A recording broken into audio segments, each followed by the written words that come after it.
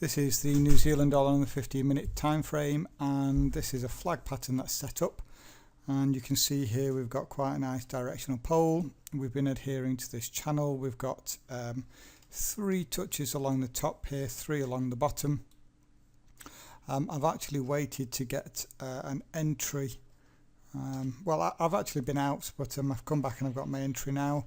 We've kind of double bottomed here, which is what I do say in my videos, that we tend to get these double bottoms before we see the breakout. And playing for target 1s here at a retest of the highs, and target 2s at a 127 fib extension. And that is in completely the wrong place. Should be there.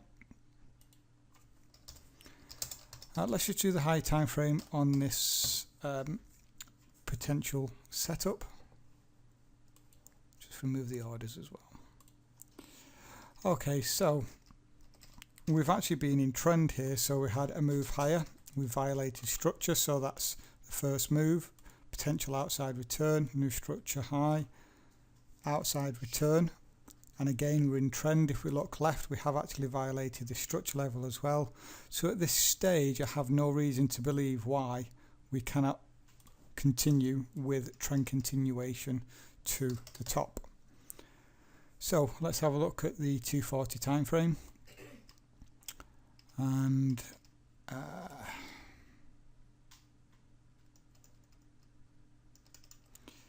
okay, here on the 240, we had a flag pattern here. The way it looked was like this. This wasn't one that I could enter. We were narrowing, we were wedging like this, and I cannot take these types of flag patterns. What happened then is we broke out. This type of flag though is still the same as the other flags. You can play for a 127 extension, and if I just throw that fib on, then I would expect the market to come up to this level. So that's the first reason I'm looking at this. And again, this is an initial, so this is trend continuation, so at this level here, and we violated the structure level, so I do believe there is room here to go higher. If we look at this on the 60, so here is the 60. Now we have double topped here, so if I put a structure level in just here, let me do that again. There we go. Just here is our structure level, and you can see test 1, test 2. There was divergence here. The problem is that this is not a fantastic structure level. If we look left, you know, we want this to be major structure, and there was only really that one test. We do have a test here, a test here. It isn't really good enough for me to take as a double top. So if it's not a double top, and we have this very big wedge pattern here, flag pattern, where I'm still expecting the market to break out to the upside, then my bias really is at this stage still bullish.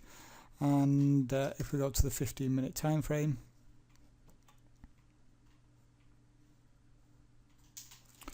then if I just redraw this out, we've got quite a nice pole, and you can see the market has been adhering to these trend lines quite nicely. Test, test, test, test, test, test, and we never actually came down for another test, but we leveled out just at this zone here. And if I put a fib retracement on, you can see that we've actually come down into a 786, which is fine. 618 or just past it is absolutely fine for me. And just go back to the 60-minute time frame. We have also had a higher high, higher close on the hourly.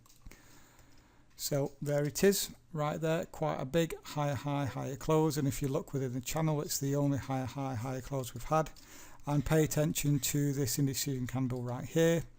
This is where the market came down to, and we failed to close below it. So even though this section here is not an initial structure high or new structure high, I'm still playing for a retest of the highs, and I'm still playing for a 127 fib extension. Just double check that.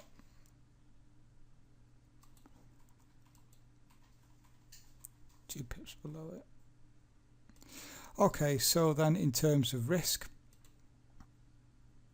because I'm classing that as a double bottom, my stop goes just below it.